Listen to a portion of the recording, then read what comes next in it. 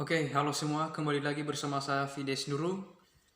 Nah, jadi dalam pertemuan kali ini saya akan mempresentasikan materi dari matkul SIA dengan dosen Bapak Hotua Samosir. Dalam video kali ini saya akan mempresentasikan materi dari topik 7 yang berjudul Sistem Konsep Dasar Unsur-unsur Akuntansi Pokok pada Perusahaan. Akuntansi pokok pada perusahaan, sorry. Nah, sekarang kita masuk pada pengertian sistem akuntansi pokok. Jadi dalam pembahasan kali ini atau pada topik kali ini ada beberapa para ahli yang mengemukakan pendapat. Jadi yang pertama ada Mulyadi.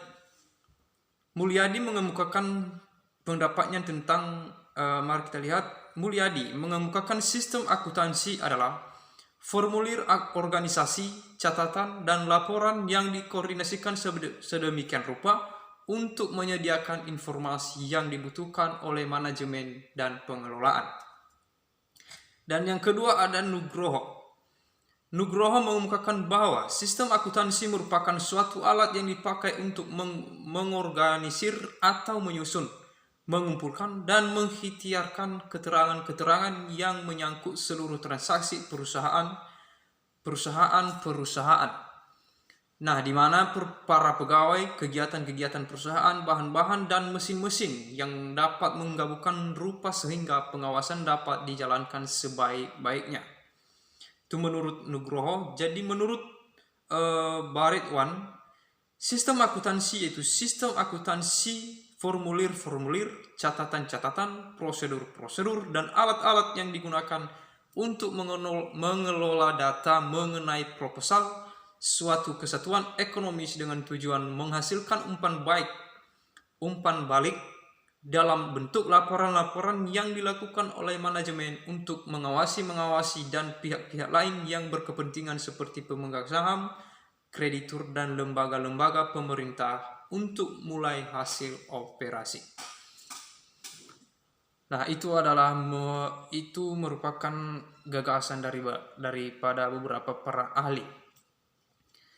Nah, jadi dalam selanjutnya ini ada beberapa unsur sistem dari akuntansi pokok. Jadi yang pertama ada formulir, ada jurnal, ada buku besar,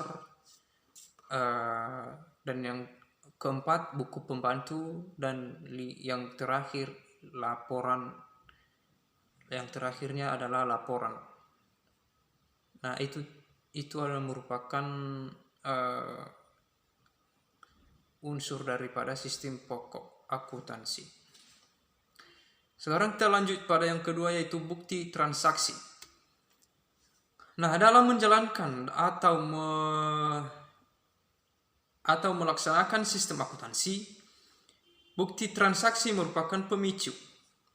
Nah, setiap pencatatan dalam catatan akuntansi dimulai dari bukti transaksi atau dokumen.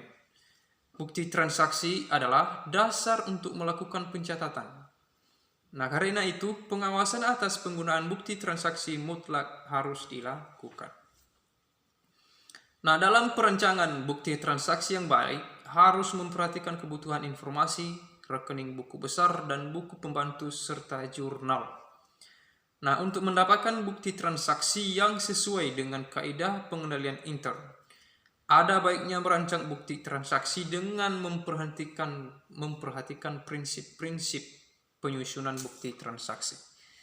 Jadi ada beberapa prinsip daripada penyusunan bukti transaksi. Yang pertama yaitu pencantuman identitas bukti transaksi, dan yang kedua pencantuman identitas perusahaan, dan yang ketiga rancangan sesuai kebutuhan, dan yang keempat ada tembusan atau kopi, dan yang kelima pencantuman unsur internal cek, dan yang keenam pencantuman nomor urut tercetak. Nah, ini ada beberapa contoh daripada bukti transaksi. Dia seperti ini, guys. Teman-teman. Nah, ini adalah contoh daripada bukti-bukti transaksi. Dan sekarang kita masuk pada jurnal. Jadi jurnal ini terbagi dalam dua, yaitu ada yang namanya jurnal umum dan ada jurnal khusus. Nah, pada jurnal khusus umumnya ini digunakan pada satu jurnal penjualan, dua jurnal pembelian, tiga jurnal penerimaan kas, empat jurnal pengeluaran kas, dan yang kelima adalah jurnal pemakaian bahan. Nah, untuk merancang, untuk merancang format untuk jurnal khusus. Jadi ada beberapa hal yang harus dipertimbangkan dalam merancang format jurnal khusus. Jadi yang pertama yaitu pelajari karakteristik transaksi perusahaan. Yang kedua, pencatatan ayat jurnal standarnya. Yang ketiga, pembuatan formal jurnal khusus mengikuti ayat jurnal standarnya. Jadi ada 3 yang harus dipertimbangkan ketika membuat sebuah format daripada jurnal khusus. Nah, sekarang kita lanjut pada pembahasan berikutnya. Di sini ada buku besar dan buku pembantu. Jadi buku besar dan buku pembantu ini adalah catatan akuntansi kedua dalam siklus pencatatan transaksi. Nah, jadi dalam format buku besar dan buku pembantu ini dapat dibuat dengan variasi beberapa bentuk. Ini ada beberapa bentuk daripada ada beberapa variasi bentuk daripada buku besar dan buku pembantu. Ini adalah variasinya. Nah, ini adalah contohnya. Dan sekarang kita masuk pada pembahasan berikutnya. Di sini ada klasifikasi dan kode rekening. Nah, jadi dalam klasifikasi ini dia dalam neraca ada aktiva, ada hutang dan modal. Ya, dia terdiri dari aktiva, hutang, dan modal. Jadi aktiva ini terbagi dalam aktiva. Satu, yang pertama aktiva lancar, 2 investasi jangka panjang, 3 aktiva tetap, 4 tidak berwujud, dan 5 maksudnya aktiva tidak berwujud, dan yang 5 aktiva yang lain-lain. Nah, jadi yang kedua hutang dan modal. Jadi hutang dan modal ini terbagi dalam 3 jenis, yaitu hutang lancar, ada hutang jangka panjang, dan ada juga modal. Nah, jadi untuk klasifikasi untuk laporan laba rugi penjualan ini ada klasifikasi daripada laporan penjualan daripada laba rugi. Jadi terdiri dari satu, yang pertama biaya-biaya usaha, 2 pendapatan dan biaya luar usaha. Jadi yang pertama tadi biaya-biaya usaha itu terbagi dari 3 jenis, yaitu biaya produksi, ada biaya pemasaran, dan ada biaya administrasi dan umum. Dan kalau pendapatan dan biaya dari luar usaha ini terbagi dari pendapatan sewa dan biaya bunga. Nah, sekarang kita itu untuk penjelasan daripada klasifikasi dan kode rekening ya. Sekarang kita lanjut pada kode rekening. Nah, pada kode rekening ini ada beberapa atau bermacam-macam pemberian kode rekening. Di sini ada pemberian kode rekening dengan angka urut, ada kode angka blok, dan kode yang ketiga maksudnya kode kombinasi, ada kode kelompok. Ya, ada terdiri dari 4 jenis. Jadi masuk kita yang pertama, yaitu ada kode dengan angka urut. Jadi pada kode angka urut ini yang pertama itu ada kas piutang, 2 piutang dagang, 3 persediaan barang dagangan, 4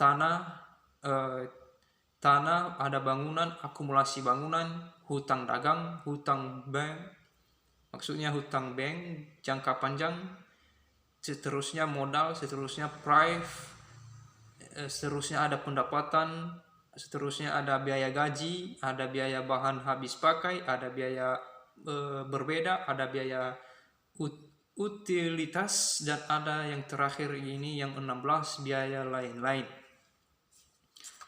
Itu pada kode angka dengan angka urut. Jadi pada kode angka blok ini terdiri dari 01 sampai dengan 24 aktiva lancar. Ini ada 9 pada kode angka blok. Jadi kita masuk pada kode kombinasi. Jadi pada kode kombinasi ini menggunakan kombinasi huruf dan angka tertentu. Contohnya AL01, AL242, atau HL413 dan M62. Dan yang terakhir ada kode daripada kelompok. Maksudnya kode kelompok.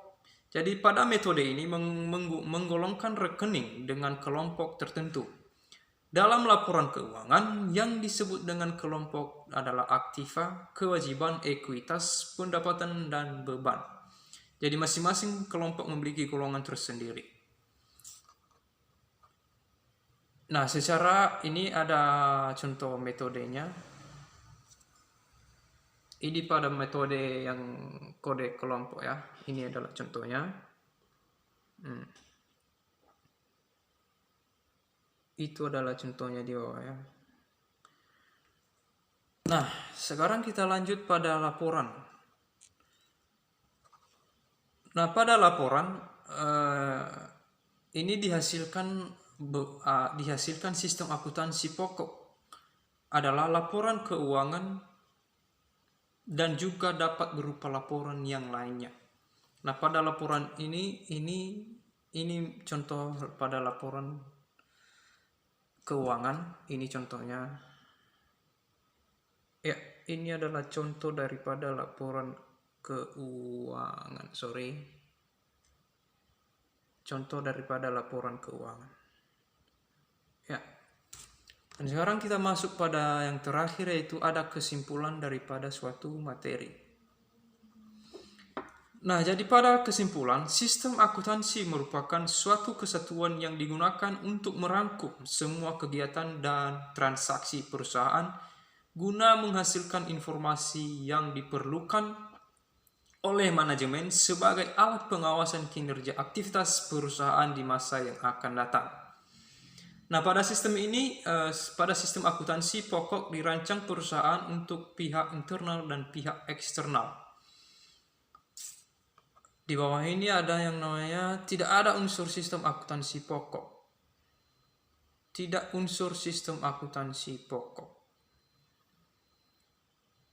Nah, pada tidak unsur sistem akuntansi pokok ini terdiri dari formulir. Nah, formulir merupakan dokumen yang digunakan untuk merekam terjadinya transaksi. Contohnya misalnya formulir faktur penjualan dan bukti kas keluar. Dan yang kedua ada jurnal. Jurnal merupakan catatan akuntansi pertama yang digunakan untuk mencatat, mengklasifikasikan, meringkas data keuangan, dan data yang lain. Yang ketiga ada buku besar. Buku besar atau general ledger terdiri dari rekening-rekening yang digunakan untuk meringkas data keuangan yang telah dicatat sebelumnya dalam jurnal. Ya, dan yang keempat yaitu buku pembantu. Buku pembantu ini terdiri dari rekening-rekening. Sama seperti yang di atas tadi, dia terdiri dari rekening-rekening pembantu yang merinci data keuangan yang tercantum dalam rekening tertentu dalam buku besar. Dan yang terakhir ada laporan. Ya, kita udah tahu apa itu laporan. Laporan ini mengenai hasil daripada suatu kegiatan yang kita lakukan. Jadi pada laporan ini ada hasil akhir dari proses akuntansi adalah laporan yang dapat berupa neraca, laporan laba rugi, laporan perubahan laba yang ditahan, dan laporan harga pokok produksi. Nah, seterusnya ada laporan biaya pemasaran, laporan harga pokok penjualan, daftar piutang, daftar utang yang dibayar, daftar saldo persediaan yang lambat penjualannya. Nah, itu untuk penjelasan topik 7, dan seterusnya kita akan menjelaskan pada topik berikutnya di minggu yang akan datang. Sekian dari saya dan saya ucapkan banyak terima kasih.